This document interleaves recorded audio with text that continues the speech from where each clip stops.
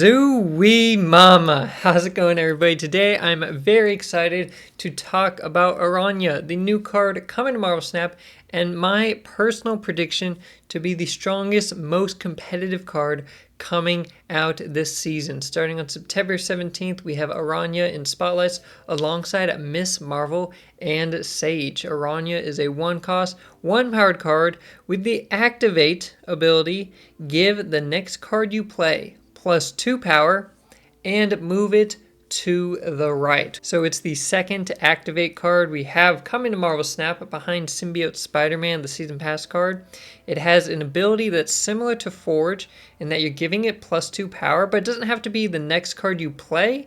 It just has to be the next card you play after clicking Activate. So you can even play Araña early and then play the card you want to buff up on turn 5 or 6 if you choose. And it also has the move element. So if you play the card on the left or the middle location and there's space one to the right, she will also move that card to the right. Now I'm so excited for this card and I'm going to tell you why. Okay, I'm going to give you some key synergies, the good, the bad, some deck ideas, go over the Spotlight cache as a whole, and then just give my final thoughts and predictions on this card. So let's get into it.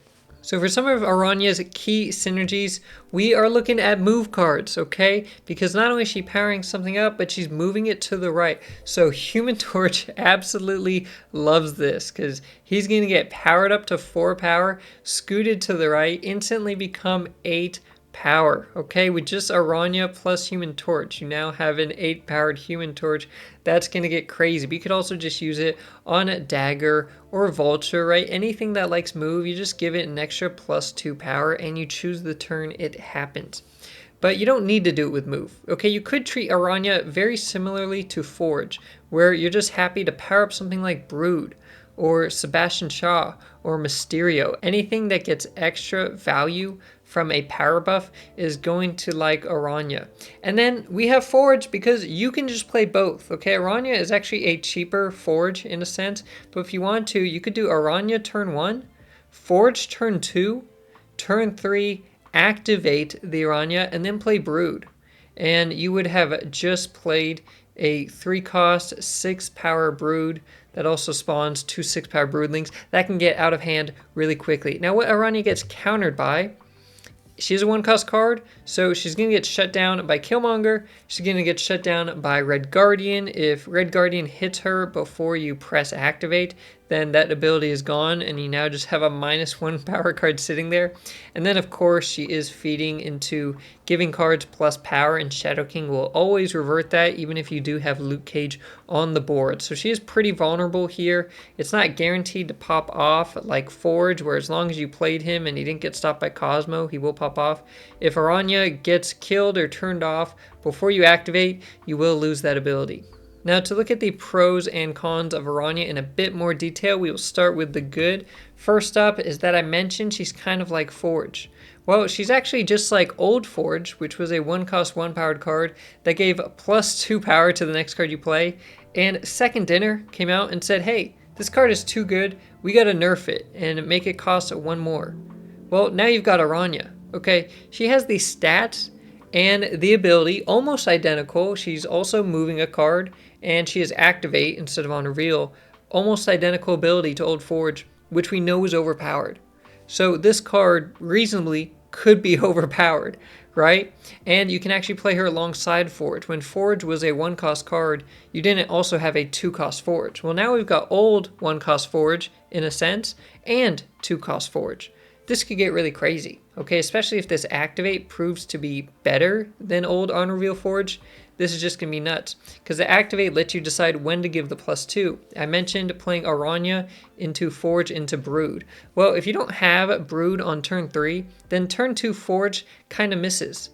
But with Araña, if you play her on turn 1 and you don't have Brood on turn 3, that's fine. You can wait until turn 6 to activate Araña and play Brood then. or play the Sebastian Shaw then. If your draws are off, if you don't get your key cards until later, she's actually much more forgiving unless she gets turned off by Red Guardian or Killmonger, as I mentioned. So the activate is really flexible in terms of the timing. It's much better than the on reveal. It just doesn't come in clutch. You can't do it on turn 6. And so move can be used for direct synergy, Araña's ability to move a card to the right. I mentioned Human Torch, but you could also just use it as a utility piece, moving a brood away from the broodlings. That doesn't always do anything. Sometimes it's just very neutral, but sometimes it helps you out. Sometimes it spreads out the brood. Maybe the original brood gets into a hard location, or because it's spread out, your opponent can only hit one of the locations with Shadow King. Sometimes it doesn't matter, but it's going to be neutral or it's going to help on the rare occasions. But you don't need those rare occasions to happen because she's always given that +2 power when you activate her. Now to talk about the bad. First up, as I mentioned, activate, you do have to wait one turn to use it. Okay, you're going to have to wait for Araña to reveal before you can activate her. So you cannot play turn 6 Araña plus Brood. Okay, you're going to have to play Araña turn 5 or earlier if you want to use her activate ability. And as I mentioned, if she's destroyed or turned off, you just lose the activate. Whereas if Forge was destroyed after he revealed, you're still going to get +2 power on the next card you play. Okay, it's important to keep that in mind. Depending on what deck you're against, if you're against a destroy deck, you want to use the activate ability as soon as possible before their Killmonger comes down.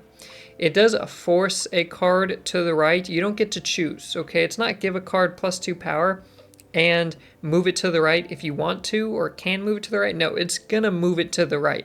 So there may be times where you don't want a card to move and you're kind of stuck in that situation. It's gonna be rare, right? It's not gonna happen all the time, but every now and then the move might seem a little bit annoying. And lastly, I mentioned Forge and how he was nerfed. Well, if Araña proves to be too good, whether she's as good as Old Forge or even better than Old Forge, especially when you can play her and a current Forge, then there's a good chance she gets nerfed, right? I mean, Second Dinner has literally nerfed a very, very similar card to this. So that precedent is there. That is a bit worrying. If she pops off too hard, she will get nerfed. I don't know how they would nerf her, but that's just something to think about. Now to look at Araña's floor and her ceiling in visual form, her at her floor, a reasonable worst, is that her activate isn't triggering. Whether you played her on turn 6, which oftentimes if you draw her that late, you're probably just not playing her, or you played her earlier but she got turned off by Red Guardian or Killmonger, okay, which will happen at times. When that happens, Araña is just a 1-1. That's it. 1-1 that does nothing. That is not viable. It's definitely not competitive. Okay, so not a great floor, but you're only dedicating 1 energy to it. There's a ton of great 1-cost cards that have a similar floor where they just kind of don't do anything, especially later in the game. In terms of her ceiling, what's that she's going to activate. You are going to give the +2 power to a good target, and you're going to have a helpful move. Okay, and by good target, I mean something that gets extra value from it. This is that Human Torch, or that Brood, or that Sebastian Shaw, or Mysterio, whatever it may be. Okay, Black Panther, whatever you want. And so in this case, because you're getting extra value from that, she's going to be effectively at least a 1-5, and you're getting utility of the move, if the move is helpful. Okay, this would be overpowered. I'd argue that this is overpowered if you could do that every time. You're not going to be able to do it every time. But where is she on average? Well, I think in the decks you play her in, you're going to play her in stuff that likes the +2 power. And so on average, I think you'll be able to activate her with a good target, but the move won't usually matter, okay, unless it's specifically for a move deck or for Human Torch. I think if it's something else like Silver Surfer, or you're helping out maybe a Destroy deck or Galactus or something, I think the move often won't matter, but you're just playing her for the +2, okay, that's how I view her. It's just a 1-cost Forge. In this case, it is a good target. She's still essentially a 1-5, okay, but Araña herself is only carrying 1 power, so if you trigger her activate and then Araña dies later to Killmonger, that's fine because she's giving that power to something else. And personally, I think this is overpowered, okay, because I've seen it with Forge. I really do think it's very similar, even slightly better than old Forge because of the activate timing. So the way I see her, and again, the average is the most prediction work here, where is she going to be most of the time? I think it's a bit too good. I think it's a bit too powerful. It's just so flexible. I see it going in a lot of decks, a lot of power, and we're going to have to look into that.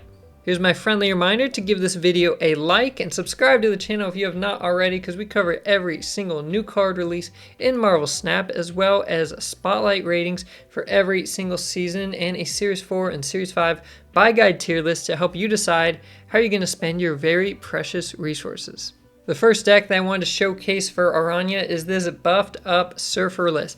I think she is so good in Surfer. I know she's coming out during this kind of move focused season and she can move a card over.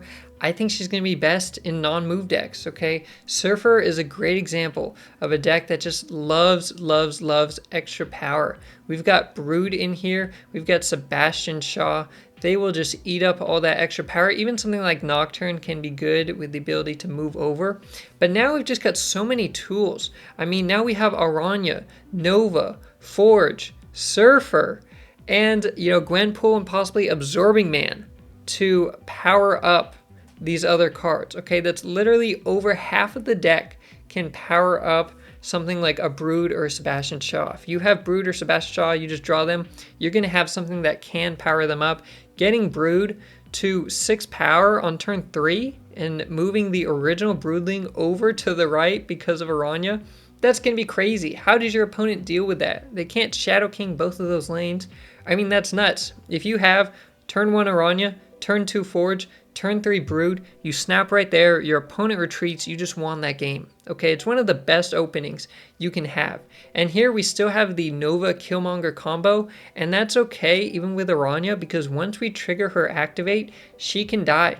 Okay, it's fine if you trigger Araña's activate, she pops off, and then you kill her with Killmonger, because she is always just 1 power herself. She's passing the activate power to something else. So this deck is going to go crazy. I'm very excited for Silver Surfer with Araña. Next up, I've got a pretty standard move list. This one, you can change out some things if you want. You can make this move Tribunal. You could take out Cosmo, put in Kyera or Hercules, just more move stuff. But, this is just all the good power up move cards. We've got new Madam Web in here. We've got Human Torch, Vulture, Dagger. We're looking to just move around the board, bounce them back to hand with Beast to re-trigger some on reveals and Ghost Spider, Iron Fist. Also keep them safe from Killmonger and Shadow King while dodging priority. And then just go for some big plays on the last turn or just drop a Heimdall. Okay, this is just a very classic move deck. I think Araña will see play here, especially because people are still searching for good decks to get value from Madam Web.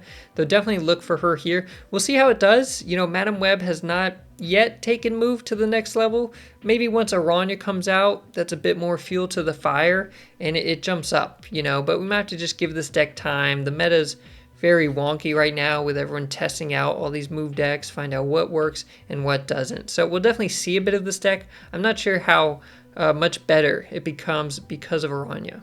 And then last up is a deck I've been having a lot of fun with since the release of Symbiote Spider-Man. We've got Symbiote Galactus. Okay, so if you did buy the Season Pass and you do have Symbiote Spider-Man, he is so fun to play with Galactus because you play him early, you play Galactus on his location on turn 6, and then you activate Symbiote Spider-Man to have an 11 power Galactus trigger and hopefully win that lane, which would then win you the game.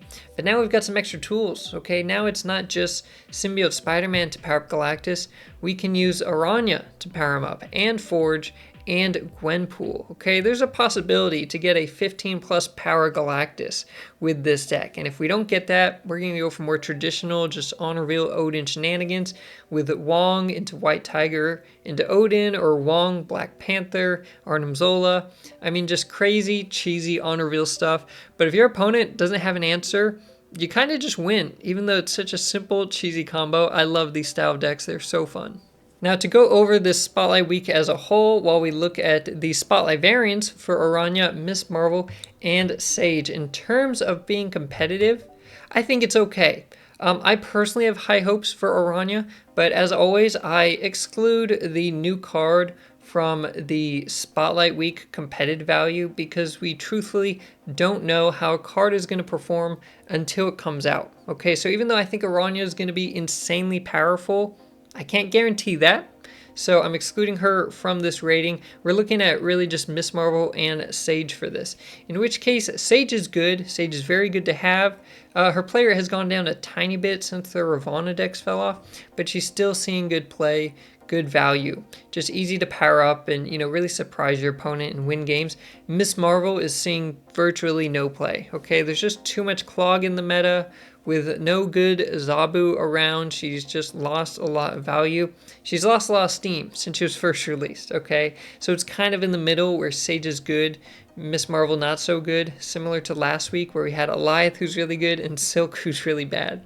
Now in terms of the variants, I like these. I think they're good variants. The Araña variant I really like. I think this one's awesome, super cool, love the colors and everything. The Miss Marvel one's fine. She does have some other kind of similar quality variants in my opinion. It may look a bit similar. The Sage one I like. I know some people really like the Sage. I know some people kind of don't like the Sage, but it's the only variant you can get for Sage, right? Her other variant in the game was her first Spotlight variant. So she has no variant you can get in the shop. If you need a Sage variant, this is the time to get it. Plain and simple. And now to give my final ratings and predictions on Araña herself. Well, in terms of being fun, I think she's okay. She's a bit better than a stat stick because she's given +2 power to something else, so it's going to be interesting to see what you combo that with. And then the move is also interesting, even if it's in a non-move deck. Just thinking about the card moving over, maybe you're doing it to power up Hope Summers and move over, or trying to get into a location you might get lucky or unlucky with. I mean, it's going to be interesting. It's just another layer. In terms of being flexible, I think she's amazing. Again, I cannot stop talking about old Forge. Forge was seeing play in Bounce, which Araña may not see play in because Bounce really likes quick things happening, and Activate takes 1 turn, while On Reveal can happen the same turn. But Forge also see plays in Destroy. Araña could see play in Destroy. I see Araña being played in Surfer as I showcase even cheesy Black Panther or Galactus decks. You're going to have move decks. You're going to just have random stuff. You might have some like Young Avengers Zoo decks with Marvel Boy, anything with like Mysterio and Mockingbird. I mean, there's just going to be a lot to work with here, okay? I think she has great flexibility, may even just be a staple 1-cost card. Like, oh, you have a deck, maybe you think you need something to play on turn 1, just slap in Araña, right? In terms of being competitive, I have really high hopes. I think Araña is going to be amazing. I mentioned at the start of the video, she is my pick, my prediction for the best card this season. And it's mainly based off of Old Forge plus a little extra with the activate ability and the ability to move. So I think it's very interesting. We're going to have to see where she falls. My recommendation, as always, is, if you're unsure, or you're unsure if you're going to like the card, maybe it's just not your style, wait and see. But my personal recommendation is she's going to be a buy. Okay, I do think she's going to be a buy. I think if you're looking for a card to be competitive and to make really strong decks, maybe to help climb to Infinite or get higher in the Infinite leaderboard, I think you should probably set aside some keys or tokens for this. You can wait and see once it comes out, but I have really high hopes that she's just going to be everywhere. Okay, and especially if you did pick up Madam Web and you're looking for some move synergy to help that deck get going. My real worry here is that she might actually be too good. If she's as good as I personally believe she is, she might get hit with the Nerf hammer. Okay, now we're going to have to wait and see how that all comes out. Now before we go, I just want to give some final reminders, okay? I've mentioned this before in videos, but I've never laid it out in text, and maybe I have a bit too much text here. Maybe I'll shorten this down a bit. But I wanted to go over a few key points that I think some people kind of miss when they watch my videos. Maybe they misunderstand kind of what I'm presenting to them. So I figured having it written down is going to be helpful for you, okay? The best strategy for any new card, regardless of the hype around it, regardless if people think it's going to be good or bad, regardless of what I say, is to wait a few days. Okay, wait a few days after the card comes out. That's the only time we'll know if it's worth opening or not. Okay, so you can have keys ready, have tokens ready, sitting aside for the card, but unless you're 100% sure, you should wait a couple days before deciding to spend those keys to open the card, or to spend those tokens, or to decide that you're not going to do that and that you're going to skip the card, okay?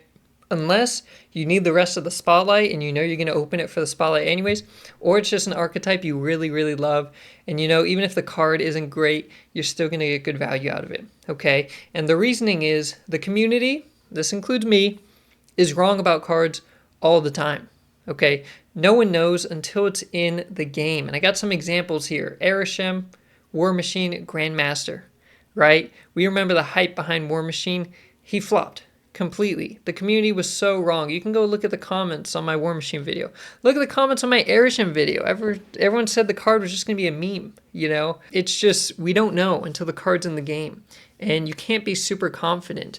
You can't think it's impossible for a card to be bad. You go look at my Madam Web video, even just last week, and you know it's kind of the reason I put this in here. So you know people were saying like, there's no way Madam Web isn't just insanely good. Well, the stats currently aren't showing that. You know, give it some time. Maybe you know we find some good stuff with her. But even Madam Web aside, we just don't know. Okay, you have to wait until a card comes out. And I'm not here to tell you that I'm going to be right about every card prediction. I'm here to tell you my thoughts and my opinions, right? And you can take them as you may. You know, maybe you listen to my points and you kind of agree, but you weigh some things more than the other, right? Maybe you weigh the pros more than I do, or the cons more than I do, even if we're looking at the same thing.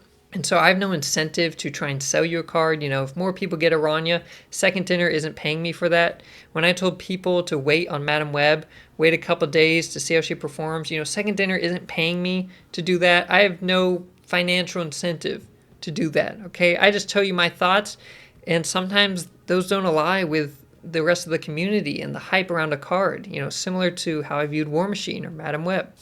Most new cards in Snap are decent. They're playable. Okay, rarely is a card just genuinely very bad. But resources are scarce. You do have to plan them out. Okay, most players are not getting every card, and that's understandable, and that's okay. But because of that, you should really wait, in my opinion, and be safe if you want to be able to use your resources wisely. Okay, you want to be safe. Pick the cards that fit your playstyle, or that you know are competitive because you waited a couple days after it came out and seen how good it's doing, or it's just your preferred archetype, so you know you're going to get value with it. Okay, that really is the best strategy.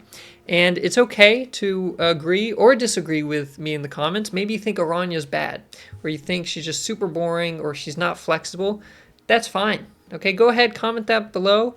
I'd be interested to know why that is. You know, what decks you think she works in. Maybe, you know, you have a different look. You think she's going to be best in decks I didn't even mention. Let me know. I love reading comments, unless they're rude. You know, if they're rude, they're going to get hidden, or I'm just going to reply and roast you a little bit. But normally, you guys are super awesome.